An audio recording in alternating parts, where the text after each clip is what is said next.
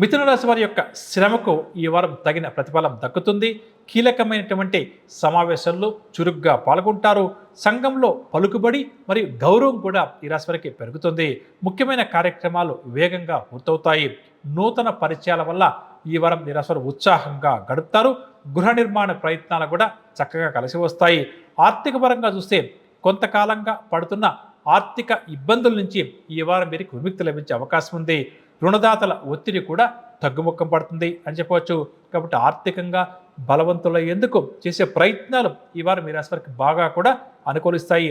కుటుంబపరంగా చూస్తే ముఖ్యంగా సోదర వర్గం వారు వీరికి చక్కటి సహాయ సహకారాలు అందిస్తారు.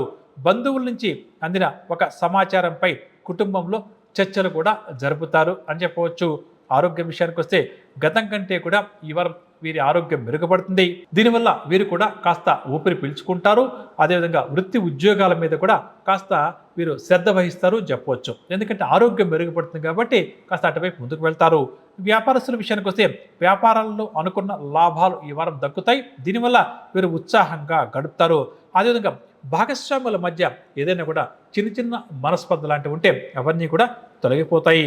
ఉద్యోగస్తుల విషయానికి వస్తే పై స్థాయి అధికారుల నుంచి ప్రశంసలు ఈ వారం అందడం వల్ల వీరు ఇంతకాలం పడ్డ శ్రమను కష్టాన్ని మరిచిపోతారు. సంతోషంగా ఈ వారం గడిపే ప్రయత్నం చేస్తారు. అదేవిధంగా మిథున రాశి ఉద్యోగస్తులు అయితే ఉద్యోగం మారదామా వద్దా అన్న మీమాంసలో ఉన్నారు. అటువంటి వారు ఉద్యోగానికి సంబంధించి ఒక చక్కటి నిర్ణయాన్ని ఈ వారం వారు తీసుకుంటారు అని చెప్పవచ్చు. పారిశ్రామిక రంగం వారు, కళారంగం వారు, ఐటీ రంగం వారికి ఈ వారం అంతా కూడా అనుకూలంగానే ఉంటుంది. మహిళలు కొన్ని విషయాల్లో సొంత నిర్ణయాలకే పెద్దపీట వేస్తారు అని చెప్పవచ్చు. పరిహార విషయానికి వస్తే ముఖ్యంగా మిథున రాశి ఈ వారం అంతా కూడా మహావిష్ణువు వారి యొక్క ఆరాధన ఎంత ఎక్కువగా చేస్తే అంత మంచిది అని చెప్పవచ్చు.